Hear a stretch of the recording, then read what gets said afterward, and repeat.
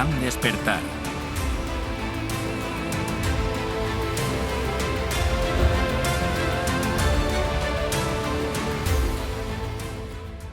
Estados Unidos fue la nación de refugio para aquellos que huían de las persecuciones religiosas en Europa. Al poco de llegar al Nuevo Mundo, muchos se sumieron en un letargo religioso, ya que las maravillas y las nuevas oportunidades del Nuevo Mundo les absorbieron. En el siglo XVIII y XIX se produjeron dos reavivamientos, conocidos como el Gran Despertar.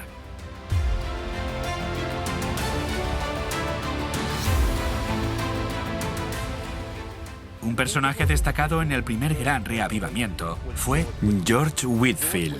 Estudió en la Universidad de Oxford y formaba parte del Club Santo, junto con John y Charles Wesley, quienes habían experimentado un reavivamiento práctico y espiritual en sus propias vidas y en sus comunidades. Después de graduarse, no se estableció en una iglesia, sino que se convirtió en un famoso predicador itinerante al aire libre y realizó 8 viajes a América durante su vida.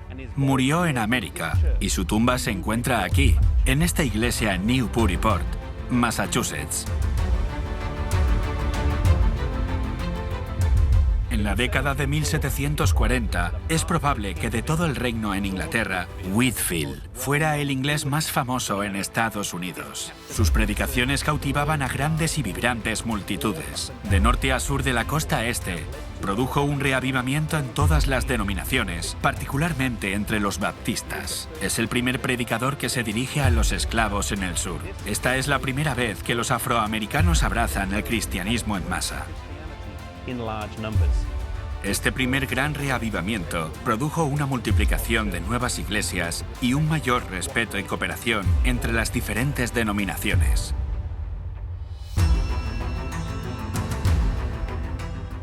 Muchos dicen que este período tuvo un impacto en los cambios que América iba a experimentar. Algunos académicos afirman que el movimiento evangélico de 1740 fue un factor decisivo en el desarrollo del pensamiento democrático, al igual que la creencia en la libertad de prensa y que la información debía ser compartida sin ánimo de lucro y sin censura. La Guerra de Independencia y la Declaración de Independencia sucederán unas pocas décadas más tarde.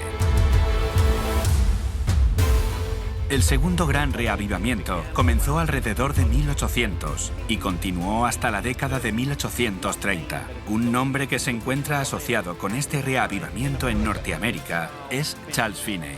Él comenzó las campañas evangelísticas en las ciudades, estableciendo una fórmula para el reavivamiento que llegaría a copiarse en muchas otras iglesias de la época. Hacer pedidos de oración personales en público, llamar a mujeres a testificar y orar en público ante toda la asamblea y tener una sala donde reunirse con otras personas para orar. Las reuniones se extendían por varias semanas en la misma ciudad.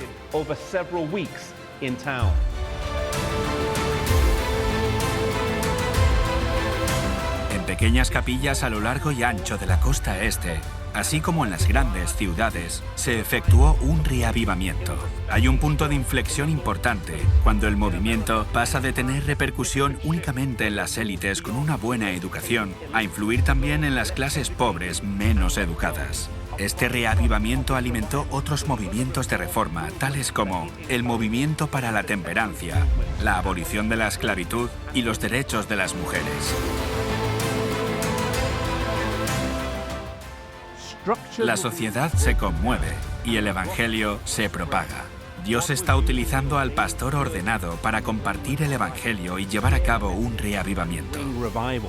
Esto abriría el camino para aceptar los mensajes que hombres y mujeres humildes y sin estudios compartirían en los años siguientes. Dios nunca ha estado limitado por la educación o la clase social. Él ha usado y continúa usando siervos humildes para predicar su mensaje. Otro nuevo reavivamiento volverá a suceder en el mundo antes de la segunda venida de Jesús. Un reavivamiento que este mundo nunca ha visto. Dios está buscando personas, hombres y mujeres, jóvenes y ancianos, que anhelen ser usados por Él.